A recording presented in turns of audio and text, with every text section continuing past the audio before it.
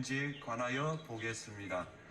고위공직자의 헌법 및 법률 위반으로부터 헌법 질서를 수호하고자 하는 탄핵 심판의 취지를 고려하면 이 사건 계엄 선포가 고도의 정치적 결단을 요하는 행위라 하더라도 그 헌법 및 법률 위반 여부를 심사할 수 있습니다.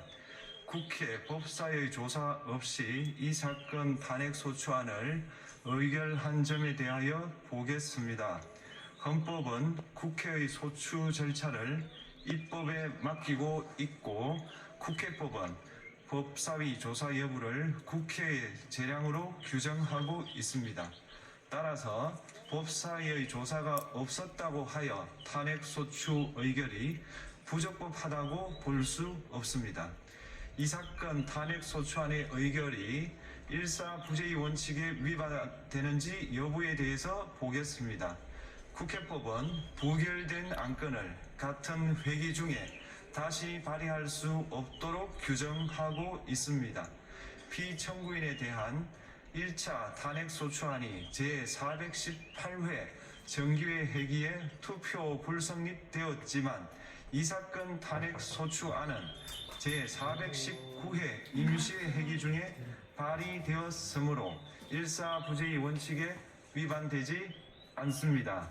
한편 이에 대해서는 다른 회기에도 탄핵 소추안의 발의 횟수를 제한하는 입법이 필요하다는 재판관 정형식의 보충 의견이 있습니다. 이 사건 계엄이 단시간 안에 해제되었고 이로 인한 피해가 발생하지 않았으므로 보호이익이 헌결되었는지 여부에 대해서 보겠습니다. 이 사건 계엄이 해제되었다고 하더라도 이 사건 계엄으로 인하여 이 사건 탄핵 사유는 이미 발생하였으므로 심판의 이익이 부정된다고 볼 수 없습니다. 소추 의결서에서 내란죄 등 형법 위반 행위로 구성하였던 것을 탄핵 심판 청구 이후에 헌법 위반 행위로 포섭하여 주장한 점에 대하여 보겠습니다. 기본적 사실관계는 동일하게 유지하면서 적용 법조문을 철회, 변경하는 것은 소추 사유의 철회, 변경에 해당하지 않으므로 특별한 절차를 거치지 않더라도 허용됩니다. 피청구인은 소추 사유에 뇌란죄 관련 부분이 없었다면 의결 정족수를 충족하지 못하였을 것이라고 주장하지만 이는 가정적 주장에 불과하며 객관적으로 뒷받침할 만한 근거도 없습니다. 대통령의 지위를 탈취하기 위하여 탄핵 소추권을 남용하였다는 주장에 대하여 보겠습니다. 이 사건 탄핵 소추안의 의결 과정이 적법하고 피소추자의 헌법 또는 법률 위반이 일정 수준 이상 소명되었으므로 탄핵 소추권이 남용되었다고 볼 수 없습니다. 그렇다면 이 사건 탄핵 심판 청구는 적법합니다.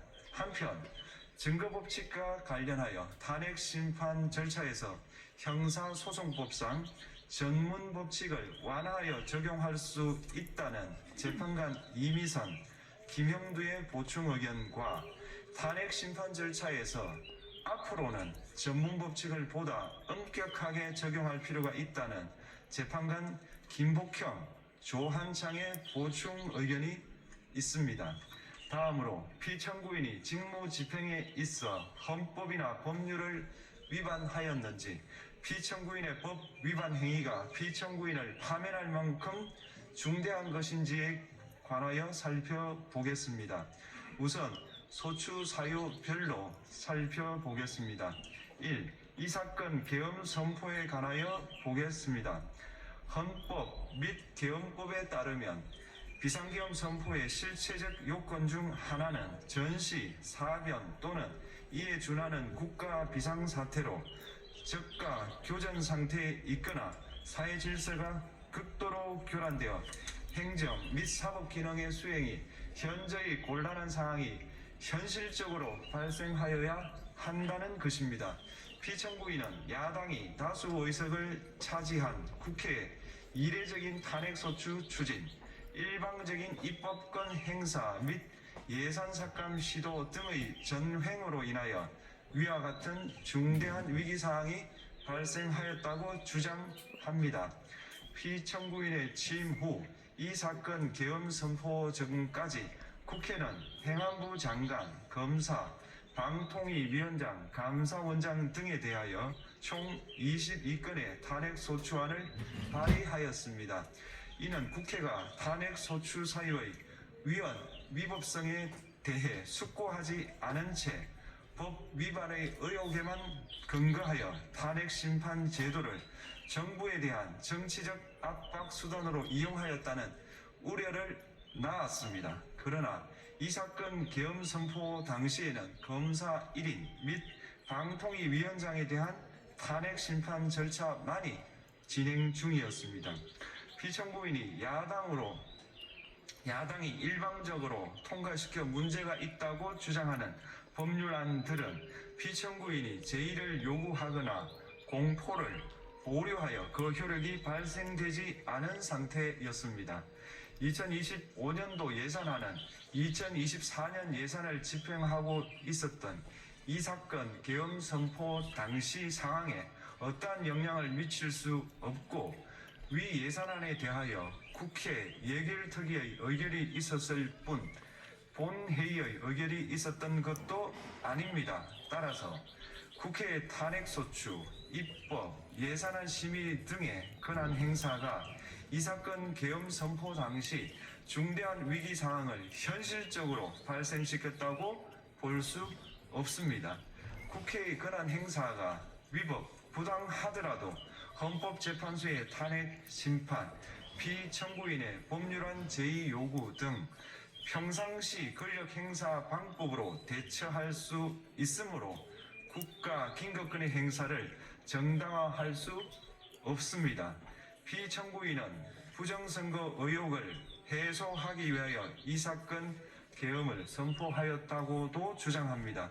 그러나 어떠한 의혹이 있다는 것만으로 중대한 위기 상황이 현실적으로 발생하였다고 볼 수는 없습니다. 또한 중앙선관위는 제22대 국회의원 선거 전에 보안 취약점에 대하여 대부분 조치하였다고 발표하였으며 사전, 우편, 투표함, 보관장소, CCTV 영상을 24시간 공개하고 개표 과정에 수검표 제도를 도입하는 등의 대책을 마련하였다는 점에서도 피청구인의 주장은 타당하다고 볼 수 없습니다. 결국 피청구인이 주장하는 사정을 모두 고려하더라도 피청구인의 판단을 객관적으로 정당화할 수 있을 정도의 위기 상황이 이 사건 계엄 선포 당시 존재하였다고 볼 수 없습니다. 헌법과 계엄법은 비상계엄 선포의 실체적 요건으로 병력으로서 군사상의 필요에 응하거나 공공의 안녕질서를 유지할 필요와 목적이 있을 것을 요구하고 있습니다. 그런데 피청구인이 주장하는 국회의 권한 행사로 인한 국정마비 상태나 부정선거 의혹은 정치적, 제도적, 사법적 수단을 통하여 해결하여야 할 문제이지 병력을 동원하여 해결할 수 있는 것이 아닙니다. 피청구인은 이 사건 계엄이 야당의 전횡과 국정위기 상황을 국민에게 알리기 위한 경고성 계엄 또는 호소형 계엄이라고 주장하지만 이는 계엄법이 정한 계엄 선포의 목적이 아닙니다. 또한 피청구인은 계엄 선포에 그치지 아니하고 군경을 동원하여 국회의 권한 행사를 방해하는 등의 헌법 및 법률 위반 행위로 나아갔으므로 경고성 또는 호소형 계엄이라는 피청구인의 주장을 받아들일 수 없습니다. 그렇다면 이 사건 계엄 선포는 비상계엄 선포의 실체적 요건을 위반한 것입니다. 다음으로 이 사건 계엄 선포가 절차적 요건을 준수하였는지에 관하여 보겠습니다. 계엄 선포 및 계엄사령관 임명은 국무회의의 심의를 거쳐야 합니다. 피청구인이 이 사건 계엄을 선포하기 직전에 국무총리 및 9명의 국무위원에게 계엄 선포의 취지를 간략히 설명한 사실은 인정됩니다. 그러나 피청구인은 계엄사령관 등 이 사건 계엄의 구체적인 내용을 설명하지 않았고 다른 구성원들에게 의견을 진술할 기회를 부여하지 않은 점을 고려하면 이 사건 계엄 선포에 관한 심의가 이루어졌다고 보기도 어렵습니다.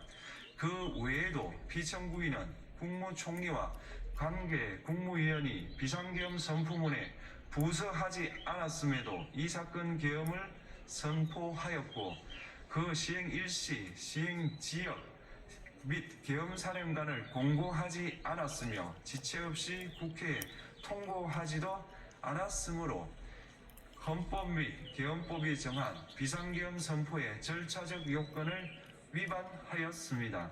2. 국회에 대한 군경 투입에 관하여 보겠습니다. 피청구인은 국방부 장관에게 국회에 군대를 투입할 것을 지시하였습니다.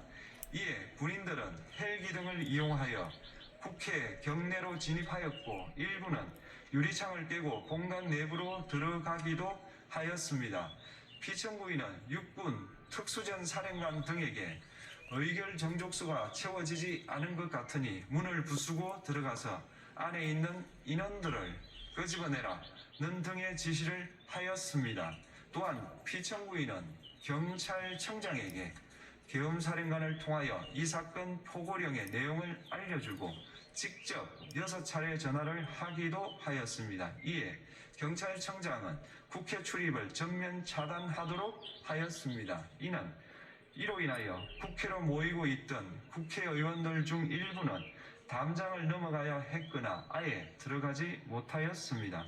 한편 국방부 장관은 필요시 체포할 목적으로 국군 방첩사령관에게 국회의장, 각 정당 대표 등 14명의 위치를 확인하라고 지시하였습니다.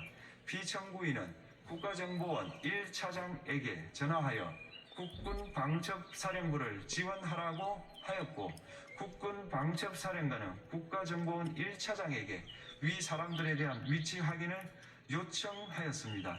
이와 같이 피청구인은 군경을 투입하여 국회의원의 국회 출입을 통제하는 한편 이들을 끌어내라고 지시함으로써 국회의 권한 행사를 방해하였으므로 국회에 계엄 해제 요구권을 부여한 헌법 조항을 위반하였고 국회의원의 심의 표결권, 불체포 특권을 침해하였습니다. 또한 각 정당의 대표 등에 대한 위치 확인 시도에 관여함으로써 정당 활동의 자유를 침해하였습니다. 피청구인은 국회의 권한 행사를 막는 등 정치적 목적으로 병력을 투입함으로써 국가 안전보장과 국토방위를 사명으로 하여 나라를 위해 봉사하여 온 군인들이 일반 시민들과 대치하도록 만들었습니다. 이에 피청구인은 국군의 정치적 중립성을 침해하고 헌법에 따른 국군 통수 의무를 위반하였습니다. 3. 이 사건 포고령 발령에 관하여 보겠습니다. 피청구인은 이 사건 포고령을 통하여 국회, 지방의회, 정당의 활동을 금지함으로써 국회에 계엄 해제 요구권을 부여한 헌법조항, 정당 제도를 규정한 헌법조항, 대의민주주의 권력분리 원칙을 위반하였습니다. 비상계엄 하에서 기본권을 제한하기 위한 요건을 정한 헌법 및 계엄법 조항, 영장주의를 위반하여 국민의 정치적 기본권, 단체 행동권, 직업의 자유를 침해하였습니다. 4. 중앙선관위에 대한 압수수색에 관하여 보겠습니다. 피청구인은 국방부 장관에게 병력을 동원하여 선관위의 전산 시스템을 점검하라고 지시하였습니다. 이에 따라 중앙선관위 청사에 투입된 병력은 출입 통제를 하면서 당직자들의 휴대 전화를 압수하고 전산 시스템을 촬영하였습니다. 이는 선관위에 대하여 영장 없이 압수수색을 하도록 하여 영장주의를 위반한 것이자 선관위의 독립성을 침해한 것입니다. 5. 법조인에 대한 위치 확인 시도에 관하여 보겠습니다. 앞서 말씀드린 바와 같이 피청구인은 필요시 체포할 목적으로 행해진 위치 확인 시도에 관여하였는데 그 대상에는 퇴임한 지 얼마 되지 않은 전 대법원장 및 전 대법관도 포함되어 있었습니다. 이는 현직 법관들로 하여금 언제든지 행정부에 의한 체포 대상이 될 수 있다는 압력을 받게 함으로 사법권의 독립을 침해한 것입니다. 지금까지 살펴본 피청구인의 법 위반 행위가 피청구인을 파면할 만큼 중대한 것인지 관하여 보겠습니다. 피청구인은 국회와의 대립상을 타개할 목적으로 이 사건 계엄을 선포한 후 군경을 투입시켜 국회의 헌법상 권한 행사를 방해함으로써 국민 주권주의 및 민주주의를 부정하고 병력을 투입시켜 중앙선관위를 압수수색하도록 하는 등 헌법이 정한 통치구조를 무시하였으며 이 사건 포고령을 발령함으로써 국민의 기본권을 광범위하게 침해하였습니다. 이러한 행위는 법치국가 원리와 민주국가 원리의 기본 원칙들을 위반한 것으로 그 자체로 헌법 질서를 침해하고 민주공화정의 안정성에 심각한 위해를 끼쳤습니다. 한편 국회가 신속하게 비상계엄 해제 요구를 결의할 수 있었던 것은 시민들의 저항과 군경의 소극적인 임무 수행 덕분이었으므로 이는 피청구인의 법 위반에 대한 중대성 판단에 영향을 미치지 않습니다. 대통령의 권한은 어디까지나 헌법에 의하여 부여받은 것입니다. 피청구인은 가장 신중히 행사되어야 할 권한이 국가 긴급권을 헌법에서 정한 한계를 벗어나 행사하여 대통령으로서의 권한 행사에 대한 불신을 초래하였습니다. 피청구인이 취임한 이래 야당이 주도하고 이례적으로 많은 탄핵 소추로 인하여 여러 고위공직자의 권한 행사가 탄핵 심판 중 정지되었습니다. 2025년도 예산안에 관하여 헌정사상 최초로 국회 예산결산특별위원회에서 정액 없이 감액에 대해서만 야당 단독으로 의결하였습니다. 피청구인이 수립한 주요 정책들은 야당의 반대로 시행될 수 없었고 야당은 정부가 반대하는 법률안들을 일방적으로 통과시켜 피청구인의 제2 요구와 국회의 법률안 의결이 반복되기도 하였습니다. 그 과정에서 피청구인은 야당의 전횡으로 국정이 마비되고 국익이 현저히 저해되어 가고 있다고 인식하여 이를 어떻게든 타개하여야만 한다는 막중한 책임감을 느끼게 되었을 것으로 보입니다. 피청구인이 국회의 권한 행사가 권력 남용이라거나 국정 마비를 초래하는 행위라고 판단한 것은 정치적으로 존중되어야 합니다. 그러나 피청구인과 국회 사이에 발생한 대립은 일방의 책임에 속한다고 보기 어렵고 이는 민주주의 원리에 따라 해소되어야 할 정치의 문제입니다. 이에 관한 정치적 견해의 표명이나 공적 의사결정은 헌법상 보장되는 민주주의와 조화될 수 있는 범위에서 이루어져야 합니다. 국회는 소수 의견을 존중하고 정부와의 관계에서 관용 그리고 자제를 전제로 대화와 타협을 통하여 결론을 도출하도록 노력하였어야 합니다. 피청구인 역시 국회의 대표인 국회를 협치의 대상으로 존중하였어야 합니다. 그럼에도 불구하고 피청구인은 국회를 배제의 대상으로 삼았는데 이는 민주정치의 전제를 허무는 것으로 민주주의와 조화된다고 보기 어렵습니다. 피청구인은 국회의 권한 행사가 다수의 횡포라고 판단했다 하더라도 헌법이 예정한 자구책을 통해 견제와 균형이 실현될 수 있도록 하였어야 합니다.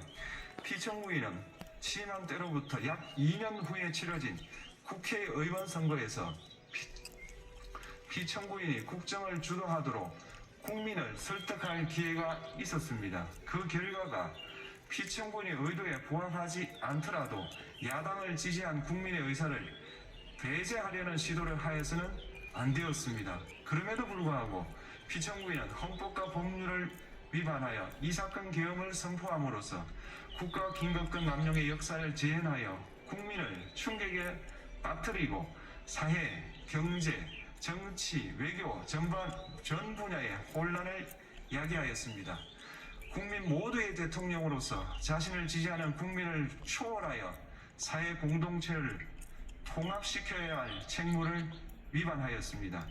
군경을 동원하여 국회 등 헌법기관의 권한을 훼손하고 국민의 기본적 인권을 침해함으로써 헌법소의 책무를 저버리고 민주공화국의 주권자인 대한국민의 신임을 중대하게 배반하였습니다.